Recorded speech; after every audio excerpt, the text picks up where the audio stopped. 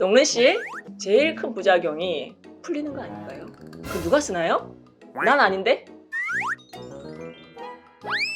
안녕하세요. 나나TV 정미선 원장입니다. 안녕하세요.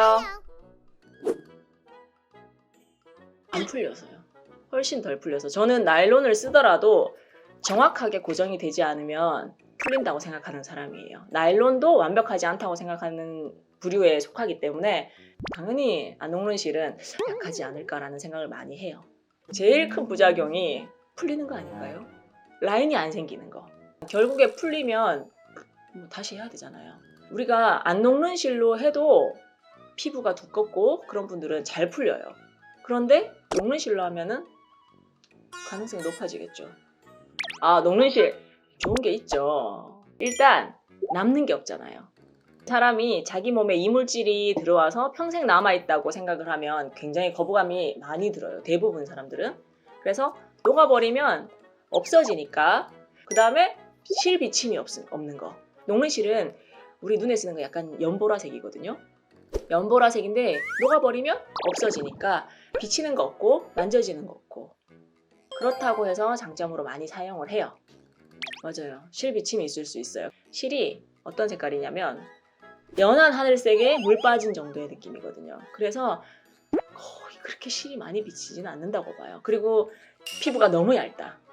정말 얇고 안구가 탁 튀어나온 사람은 제가 조금만 해도 만져지긴 하거든요. 근데 그건 못 막아요. 뒤에서 밀고 있는 거를 제가 어떻게 막겠어요. 그렇다고 조금 하잖아요. 그럼 풀려요. 매듭이 이제 색깔이 파란색이면 색깔이 덜 빠지거든요. 여기는 매듭은. 그래서 실을 숨겨야죠. 그래서 녹는 실 하시면은 실을 밖으로 놔도 상관없는데, 안 녹는 실을 할 때는 실을 피부 속에 숨겨놔야 돼요.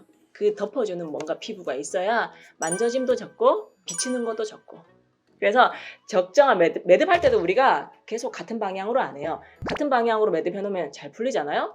하나 하고 반대 방향으로 하고 하나 하고 반대 방향으로 하고 계속 그걸 바꿔서 해야 돼요. 소소한 테크닉들이 되게 많이 들어가요. 그래서 녹는 실이나 안 녹는 실이나 둘 다 염증 반응이 일어나기는 해요. 그런데 가능성의 확률이 이게 좀 더 높다. 안 녹는 실을 사용할 때는 그냥 실 한 가닥짜리를 쓰거든요.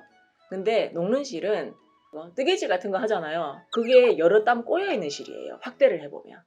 그래서 염증 반응이 좀 더 생기죠. 이거는 우리가 일반적으로 생각하는 막 고름 이런 거 아니고요. 약한 면역 반응이라고 해가지고 이제 흉터를 만들기 위해서 생기는 염증 반응이에요. 그래서 그거는 자연적으로 생겨야 됩니다. 예를 들자면 울세라 같은 거 이렇게 맞잖아요.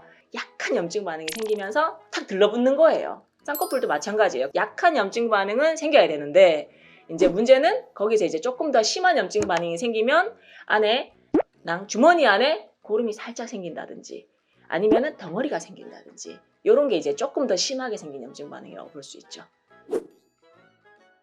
제가 눈에서 쓰는 때가 있어요. 뒤트임을 해보면 수술하는 것도 아프긴 한데요. 뽑는 게 더 아파요.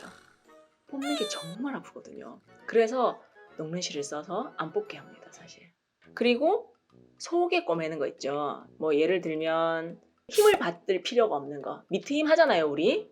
미트힘을 할 때 힘을 받아야 되는 고정하는 실은 안 녹는 걸 써요. 그런데 미트힘 할 때 째고 고정을 하고 나와야 되잖아요. 그럼 조금 쨌지만 째는 게 있잖아요. 그거는 녹는 실을 써줘야죠.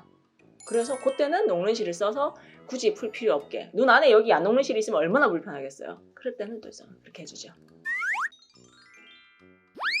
제가 안 녹는 실 나일론을 사용하는 이유는요, 두 가지 이유예요. 하나는 풀리는 거. 안 녹는 실이 훨씬 덜 풀리고요.